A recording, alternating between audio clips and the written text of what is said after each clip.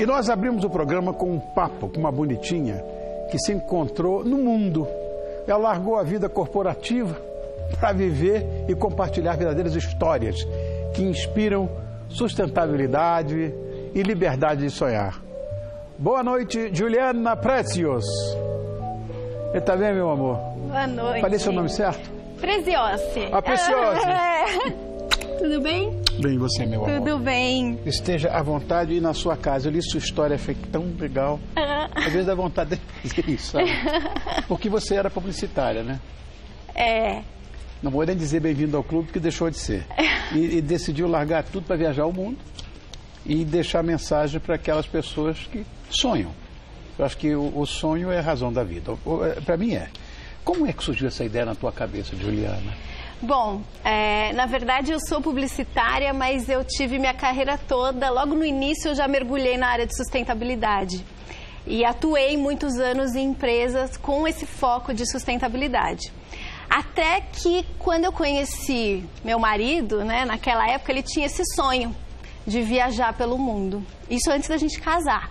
E aí veio... Olha o bonitão dela, hein? E aí veio essa coisa. E agora? Ele estava de malas prontas para ir, quando a gente se conheceu, antes de casar, tudo. E a gente começou a conversar sobre isso e eu vi que, para mim, viajar pelo mundo podia ser quase que um mestrado em sustentabilidade. Porque sustentabilidade, quem trabalha com isso, a gente quer entender o mundo que a gente vive, né? É no meio do deserto. Aí é no deserto do Saara. Tô vendo. Muito legal. Com camelo e tudo. Bom, por quantos lugares você já passou? Você tem ideia, não? Tem. A gente passou por 37 países. Você faz roteiro antes, não? Ó, o roteiro foi assim, a gente... Onde é que é isso? Bom, isso é um chimpanzé, pensei que era Ruanda. É um gorila. É um gorila, então é Ruanda.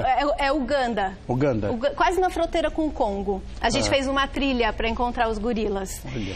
E aí foram 37 países, 229 cidades. E aí o roteiro a gente tinha uma ideia, mas a nossa estratégia foi seguir o sol. Porque viajar no inverno dá muito mais trabalho, né? Então, a gente resolveu seguir o verão e a primavera para fazer. Faz você muito bem. Você voltaria hoje para o mundo corporativo? Olha, voltaria. Eu acho que o desafio da sustentabilidade nas empresas, ele é muito grande, assim. Eu acho, talvez não numa única empresa, mas talvez ajudando as empresas a entenderem a sustentabilidade como estratégia, né? E como fazer disso, como ligar com negócios. Vocês estão dançando em todas as partes do mundo? A gente fez essa dancinha. Começou na China agora aí, olha que coisa. A gente queria alguma coisa que a gente lembrasse de tudo. Com a igreja de Santa Sofia no fundo. Samoa! Vocês foram para o South Pacific? Bom, olha, Vanuatu. meu Deus do céu. Ilha Salomão, a gente Ilha Salomão, Uganda, para ver os gorilas, né? Japão, olha que bonitinho esse vídeo. Olha que muito bonitinho. Foi uma ideia de lembrar de tudo assim rapidinho. Bali aí não? Indonésia, é Bali, é Ubud. O Ubud. Bom, o que foi mais difícil lidar? Ficando tanto tempo viajando, né, numa rotina, vamos dizer, pré-definida, diria? Olha, eu acho que o mais difícil, Rony, foi dormir numa cama diferente cada dia. Isso é horrível. Não desfazer a mala nunca. Sabe aquela coisa? Sei. Porque você tem que sempre estar fazendo a mala de novo para mudar. Não existe nada pior do que fazer mala. Verdade. A minha vida inteira eu ganhei meu pão viajando. Uhum. Se você perguntar qual é a coisa que eu mais detesto na vida, talvez seja isso. Fazer mala e viajar. Então, e outra coisa, lavar roupa. Porque tinha lugares que não tinha como lavar roupa. Tinha que lavar roupa na pia, no banheiro, sabe? Tá. Mas você não adquiriu prática com essa história? Muitas. Eu não. Viajei 35 anos, praticamente 4 viagens por semana, toda semana, e não adquiri prática nenhuma.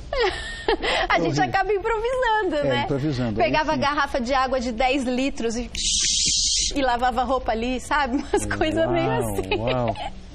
Bom, depois foram 530 dias, né, que você passou? Foram 530 dias viajando. O que mudou em você depois dessa experiência?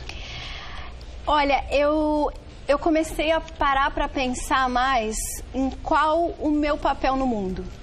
Interessante. Reflexão pesada.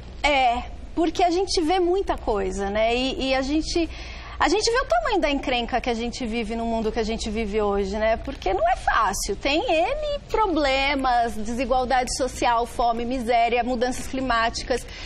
E isso me fez muito refletir, né? O que eu estou fazendo diante de todos esses problemas. E foi aí que eu comecei a pensar essa inspiração que essa viagem me deu, como é que eu podia transformar isso em algo que eu também pudesse ajudar as pessoas a pararem para pensar nisso. Qual o seu papel no mundo, né? Por que estamos aqui? Vocês foram para o topo dele? Na Nova Zelândia, o mundo... Isso é New Zealand? Que é New Zealand, Olha que coisa Vietnã. Vietnã. Gente, mas correram o mundo, né? E hoje você trabalha ajudando as pessoas a construírem as suas histórias, né? Inspiradoras, inclusive. Conta aqui para o Tio Rony como é que funciona isso. Depois que eu voltei e com toda essa bagagem e esse desafio de inspiração, eu resolvi ajudar as pessoas a elas entenderem qual é o seu papel no mundo, qual sua história inspiradora, né, de cada um. E aí eu trabalho hoje falando de engajamento, porque para a gente entender o nosso papel, a gente tem que entender que a gente faz parte de um todo e entender essa coletividade, né? E aí, nessa minha relação com um todo, eu preciso engajar pessoas. Mas como que engaja pessoas? Né? Então, é essa pergunta que eu viso responder quando eu estou dando palestras, quando eu estou apoiando empresas, né? Como é que a gente faz para que as pessoas comprem as nossas ideias e para que a gente tenha esse engajamento real em algo concreto que tenha um poder de transformação, né? Então, eu acho que é esse o objetivo. Então, eu queria que você desse uma dica para quem, na verdade, não tem coragem ou não tem medo para fazer o que você fez. Que acabou. A pior luta do homem, eu vou te dizer uma coisa, Juliana, é a luta contra ele mesmo. Você se venceu. Tem algum conselho que você daria para quem não tem coragem de largar tudo como você fez e sair por aí? Para se encontrar? Acho que sim. Eu acho que duas coisas são muito importantes. Primeiro, é a gente aprender a ouvir de verdade. Eu acho que o ser humano tem essa dificuldade, às vezes, de ouvir de verdade. Quando a gente ouve o outro verdadeiramente, aquilo alimenta na nossa mente uma série de ideias, né, que desperta coisas muito profundas na gente. Mas isso não é só um ouvir numa conversa, é aquele parar para pensar, é aquele refletir, é aquele entender a posição do outro e usar isso para você refletir o seu papel, né, com base no que você está vendo. Esse ouvir, ele pode ser também observar o mundo ao seu redor. E aí, quando você olha ao seu redor e vê esses problemas, todas essas dificuldades que a gente vê no mundo que a gente tem hoje, como é que o que você sente? Como é que você lida com isso? Você se sente desconfortável? Onde está esse desconforto? Como é que você pode buscar formas? Às vezes você pode ser um voluntário, sabe? Ajudar alguém de forma simples. Mas como é que você busca caminhos para tentar se encontrar naquilo que é prazeroso, naquilo que te faz bem, naquilo que você acredita que tem um poder de transformação? Então, acho que ouvir e perceber essa realidade, observar o que está ao seu redor, te traz muitas ideias e muitos pensamentos do seu papel. Ou seja, as suas palestras, inclusive, fiquei sabendo que são feitas também para crianças e adolescentes. Sim, sim.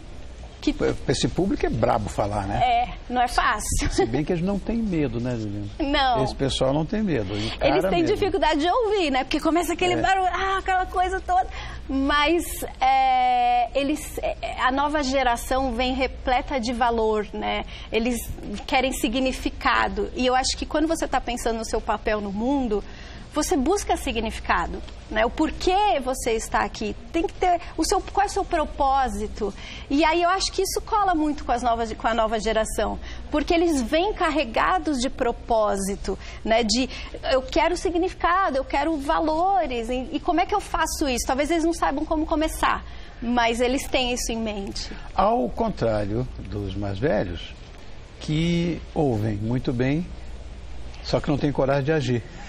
Pois é, já tem os paradigmas, já tem as Aí fica às vezes muito... A gente casou e ao invés de comprar um apartamento, a gente juntou dinheiro para viajar. Fui morar na minha sogra, né? E porque a gente falou, a gente precisa se organizar financeiramente para essa viagem.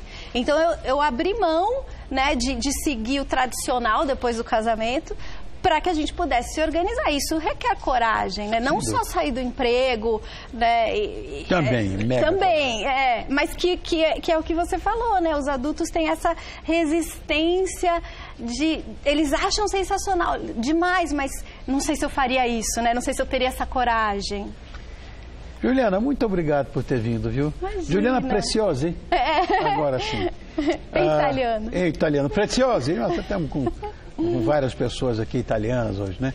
E obrigado, parabéns. Obrigada a você. Pelo seu propósito, tem que ter muita coragem mesmo.